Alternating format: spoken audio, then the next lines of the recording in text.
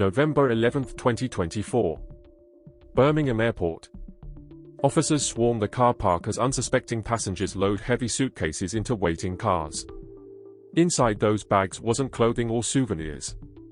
It was 180 kilograms of pure cocaine, worth millions on the streets. And at the center of it all, a grandmother. Not a cartel boss in a faraway land, but a 54-year-old from Bradford who dragged her own children into an empire of international drug trafficking. But hers was not the only downfall. At this same airport, a careless dealer was exposed by a single wrap of heroin. And just years before, a man walked calmly through customs with 18 kilograms of heroin, until his quiet confidence shattered under the eyes of border force. This is how Birmingham Airport became the stage for 3 dramatic downfalls. And if stories like this can happen in plain sight at a UK airport, imagine what else is happening unnoticed. Subscribe now, because missing these cases means staying blind to the dangers already moving around us. Fozona Kauza was 54 years old. A mother, a grandmother, and, at least in public, an ordinary woman from Bradford. To neighbors, she appeared no different from countless families juggling children and household routines. But behind that mask of normality, she was orchestrating one of the most audacious cocaine smuggling networks seen at Birmingham Airport. According to the National Crime Agency, Kauza was the key link in a criminal conspiracy stretching from the United Kingdom to Pakistan and Mexico. Her overseas contact, known only as Uncle, was responsible for arranging shipments that would find their way into Britain disguised as ordinary luggage. Kauza made the decision to involve those closest to her. Her own children, ranging in age from teenagers to their early 30s, were drawn into the enterprise. A daughter-in-law, trusted within the family circle, and a close family friend also joined. Together, they formed a network built not on business contracts or cartel oaths, but on blood ties, loyalty, and trust. The conspiracy blurred the line between home and crime. Family gatherings were not just moments of togetherness, they were planning sessions for how to retrieve suitcases filled with drugs from airport carousels. What looked like everyday travel routines were, in reality, rehearsed smuggling operations. But Fozona's operation was only one of the shadows moving through Britain's airports. By the summer of 2023, Fozona Kauza's family had turned Birmingham Airport into the center of their operation. The method was simple, but calculated. Members of the group would book cheap, short-haul flights to destinations like Dublin or Amsterdam. These journeys were not genuine holidays. They were timed precisely to coincide with long-haul arrivals from Cancun, Mexico. When the planes touched down and luggage was unloaded, the family's task began. Suitcases packed with hundreds of kilograms of cocaine were lifted straight from the carousels. In the eyes of other passengers, it looked no different from a routine baggage claim. But the contents were worth millions. To carry out the work, Kauza relied heavily on the younger members of her circle. Some were still in their teens. They were trained as couriers, instructed on how to walk with confidence, how to move quickly through customs, and how to act like just another traveler returning home. This was the family's routine. Rehearsed, familiar, and, for a time, invisible. Each successful run reinforced their belief that they could pass through unnoticed. But investigators were already watching. The National Crime Agency had begun piecing together the pattern: short-haul bookings matched against long-haul arrivals, the same faces returning to the airport again and again. They believed they were perfecting their routine. In reality, they were walking straight into a trap. Investigators were watching them. But who's watching the networks near you? Subscribe right now, or risk missing the next case that could be unfolding closer to your own city. August 2024. Birmingham Airport. The summer crowds filled the terminal, holidaymakers returning from sunlit beaches, families waiting by the carousel for their luggage to arrive. But among the flow of travelers, a different plan was unfolding. For Fozona Kauza and her family, this was not a holiday. It was business. Over the span of 3 months, the National Crime Agency would later confirm 5 successful smuggling runs. Each one followed the same pattern. A courier would book a ticket to a nearby destination, Dublin, Amsterdam, somewhere that raised no suspicion. But their real target was the arrivals hall, where long-haul flights from Mexico delivered suitcases far heavier than beachwear. Inside those cases was cocaine. Packed, wrapped, and worth millions. All the couriers had to do was lift the bags from the carousel, walk them out as if they were their own, and disappear into the crowd. At the center of this network was Fozona Causa, the 54-year-old grandmother from Bradford. The NCA described her as the organizer, the one who kept direct contact with her overseas supplier, known only as Uncle. She arranged shipments, managed timing, and made the decisions that kept the family's operation alive. Her eldest son acted as coordinator, overseeing logistics, booking flights, and directing who would travel and when. Around them, the rest of the family fell into line. Some children served as couriers. Others acted as support, moving money or helping with the day-to-day running of the conspiracy. Even teenagers were drawn into the system, given roles in an operation that blurred the lines between ordinary family life and organized crime. For months, it worked. 5 confirmed trips, each one adding to the illusion that they had mastered the system. To outsiders, they were a family like any other. In reality, they were quietly feeding one of Britain's most dangerous markets. But Birmingham Airport had seen this story before. Back in 2016, another figure believed he could pass through unnoticed. His name was Majid Hussein. Already known to authorities as a man with a reputation in Birmingham's heroin trade, Hussein blended into the airport crowd like anyone else. But one mistake changed everything.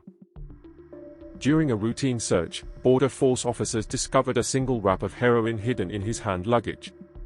To many, it might have looked like a minor offense. But investigators suspected more. That single wrap gave them grounds to search deeper, far beyond the airport. And what they uncovered inside Hussein's home turned a small arrest into one of Birmingham's biggest ever drug seizures. 2016, Birmingham. When Border Force officers stopped Majid Hussein at the airport with a single wrap of heroin, it might have seemed a small mistake. But what followed would expose the scale of his operation, and reveal just how dangerous the trade had become. A search warrant was executed at Hussein's home. Inside, officers discovered 1 kilogram of heroin and 4 kilograms of cocaine.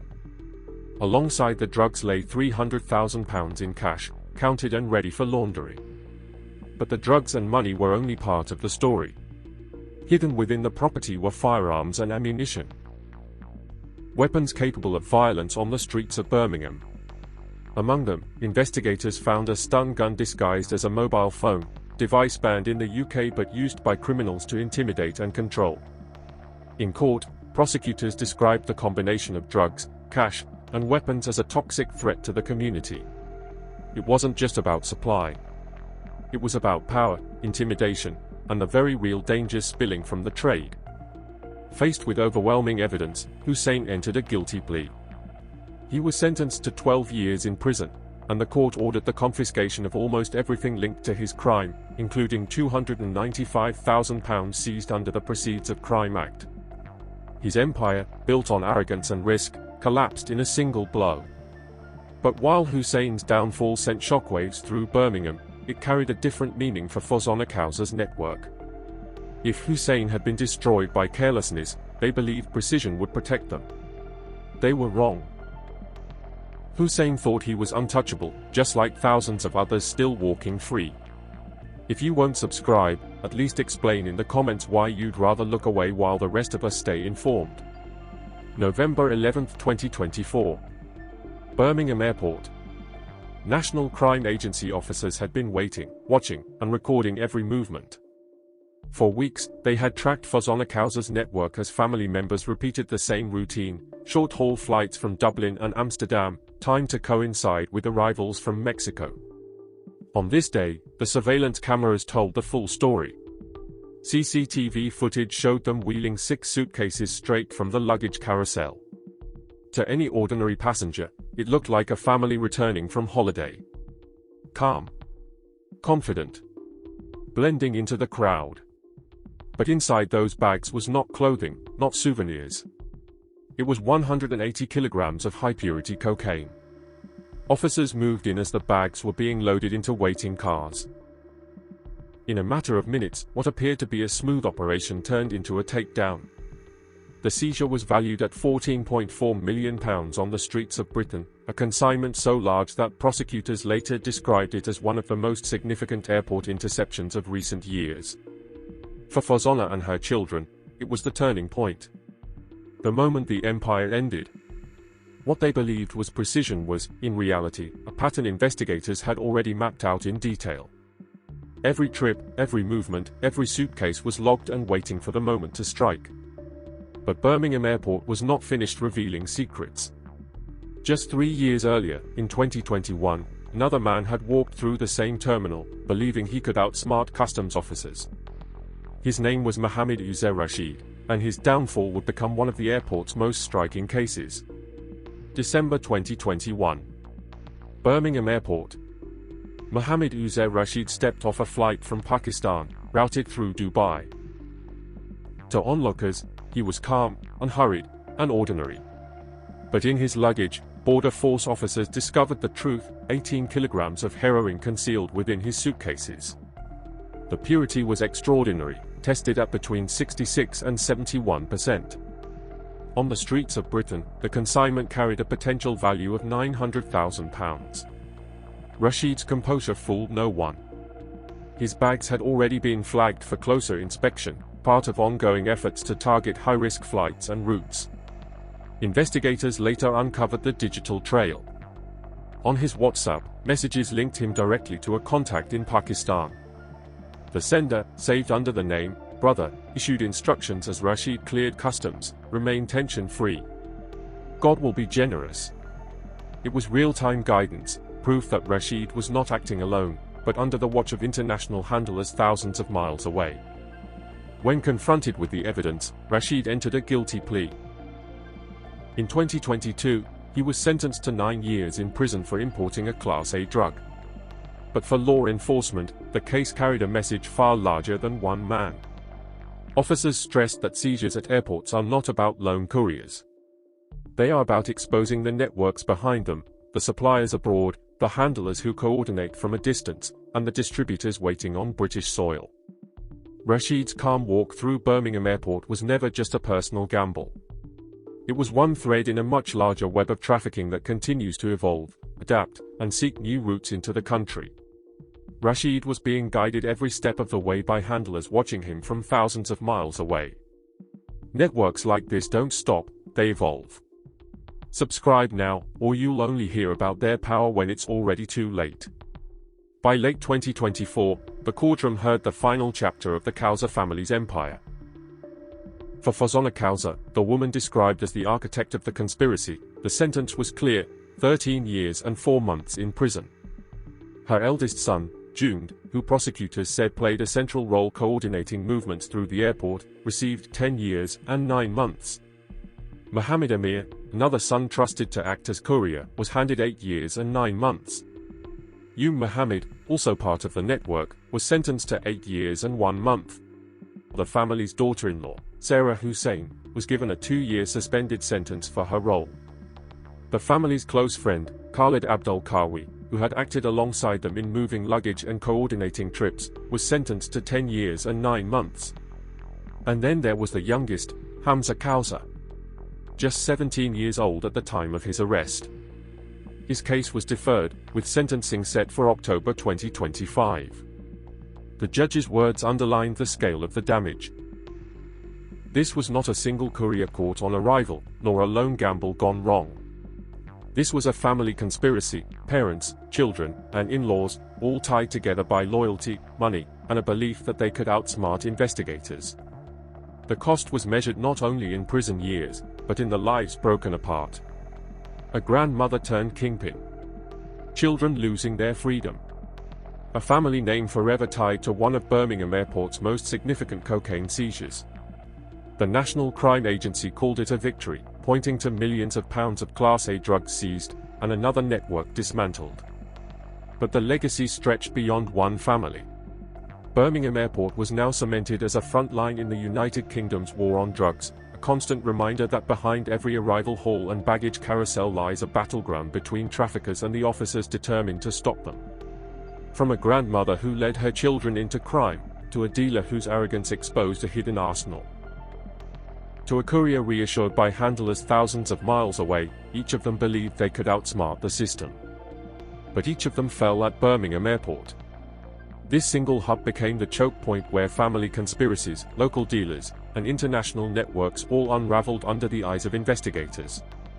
The question now is simple: how many more groups are still out there, waiting to be caught, or waiting to succeed? Don't be the viewer who hears these stories and then scrolls past like it has nothing to do with you. Subscribe now, or leave a comment explaining why you'd rather ignore the very crimes shaping the streets around us.